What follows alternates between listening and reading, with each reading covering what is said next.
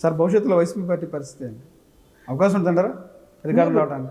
100% నేను వచ్చే అవకాశం ఉందేమో అని అనిపిస్తుంది చూస్తూ ఉంటే. బట్ చాలా ముందు కదా నేను మాట్లాడడం.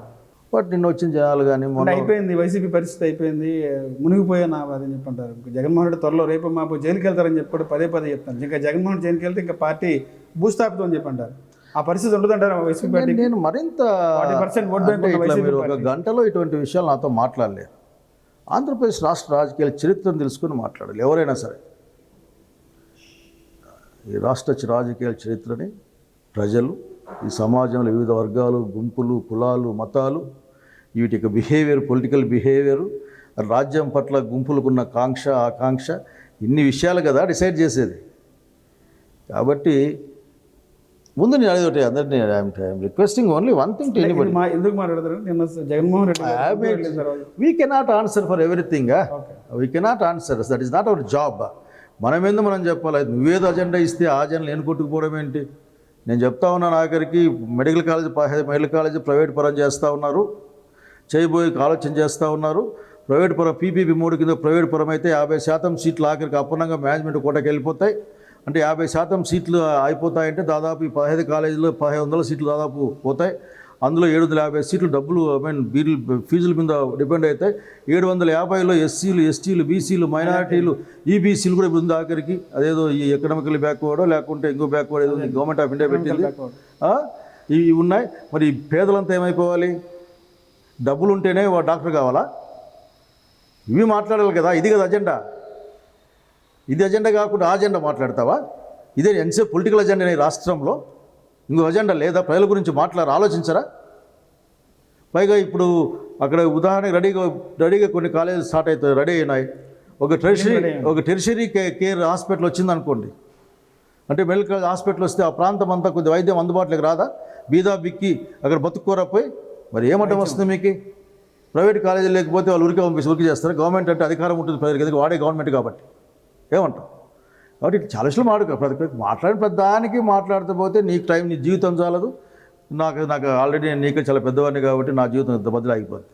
కనుక వాట్ ఐఎమ్ రిక్వెస్టింగ్, ఈ సొసైటీ గురించి ఆలోచించమని కోరుతా ఉన్నా.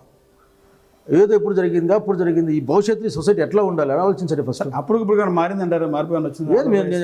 ఐ థింక్ ఉమ్మడి రాష్ట్రం డిఫరెంట్. అసలు వేర్ యూఆర్ కంపేరింగ్ దట్ కైసే కంపేర్ కడితే అప్ప. ఆరోగ్యం బాగాలేకుంటే వైద్యం చేయించాం, చదువుకుంటామంటే ఫీజులు కట్టాం, అడిగేవాడిని కాదనకుండా ఇండ్లు ఇచ్చాం.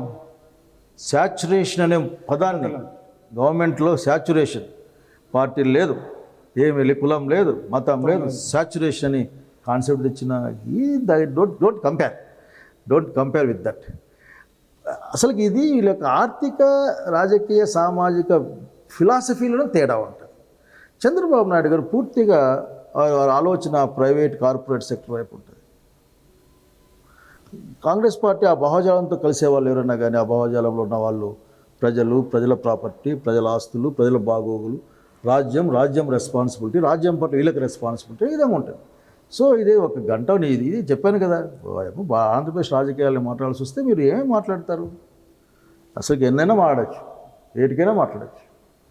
ఈ 70-80 ఏళ్ళకే మాట్లాడచ్చు, లేదంటే 1000-1500 సంవత్సరాల నుంచి కూడా మాట్లాడచ్చు. ఎవరు ఏంటి, ఏ రాజ్యం ఎట్ట ఏర్పడింది, ఎందుకు కూలిపోయింది, అసలు ఎవరు కలిసి ఉన్నారు, ఎవరు విడిపోయారు, అసలు కులం ఏంది, మతం ఏంది మాట్లాడచ్చు. దాని దూరం ఎందుకు మనకి? అంటే వైఎస్ఆర్ గారు చనిపోయినప్పుడు మీరు కూడా మంత్రిగా ఉన్నారు కదా? లేదు, నేను గవర్నమెంట్ విప్పుగా ఉన్నాను. అంటే ఆ టైంలో రాజశేఖర రెడ్డి గారు బాడీని అక్కడ పెట్టి సంతకాలు సేకరణ చేశారు. జగన్మోహన్ రెడ్డి సీఎం చేయటం అనేది అప్పుడప్పుడు ప్రయోగిస్తుంటారు, ఆ పదాన్ని వాడుతుంటారు. అబద్ధం అది. నిజంగా జరిగిందంటారు? అసలు అబద్ధం అది. ఆ రోజున కాంగ్రెస్ పార్టీలో ఉన్న రాజశేఖర రెడ్డి ఫాలోవర్స్ అందరూ కూడా అట్లాగే రాష్ట్రం యొక్క, పార్టీ యొక్క కలిపి ఉంచే నాయకుడి కోసం చేసిన ప్రయత్నం. దాంట్లో జగన్మోహన్ రెడ్డి గారి పట్ల మెజారిటీ ప్రజలకి, మెజారిటీ ఎమ్మెల్యేలకి ఆమోదం ఉంది. కనుక డెమోక్రటిక్ వేలో అందరూ మాట్లాడి ఒక మహజరు తయారు చేసి ఆ మహజరు కింద సంతకాలు పెట్టి పంపించాం. దట్. దాంట్లో జగన్మోహన్ రెడ్డి పేరు ఉంది కానీ జగన్మోహన్ రెడ్డి పాత్ర లేదు. అంటే పదే వాడుతుంటారు, తండ్రి సేవ వాడుతుంటారు. ఇప్పుడు వాటికైనా వీడు తండ్రి సేవని పక్కగా పెట్టి సంతకాలు పెట్టించింది ఎక్కువ సంతకాలు పెట్టించింది నేనే. ఓకే, విప్పు కాబట్టి ఆ రోజున అందరూ మా దగ్గరే ఉండేవాళ్ళు. అదే మేము పోయాం, కొంతమంది ఎమ్మెల్యేలకు మేము పోయాం, మాట్లాడాము. నాతో అయితే ఎవరు మాట్లాడలేదు. నాతో ఇంకే మా రగన్న ఇట్లా వాళ్ళంతా కలిసి అనుకుని మాట్లాడితే సరే చేస్తా అందుకే అట్లా మాట్లాడుతూ ఉంటారు అప్పుడప్పుడు. బాగుంటుంది కదా అని ఏం చేస్తాం, వాళ్ళకు ఉపయోగపడుతుంది కదా సెంటిమెంట్లు అనుకుంటుంటారు. We cannot help.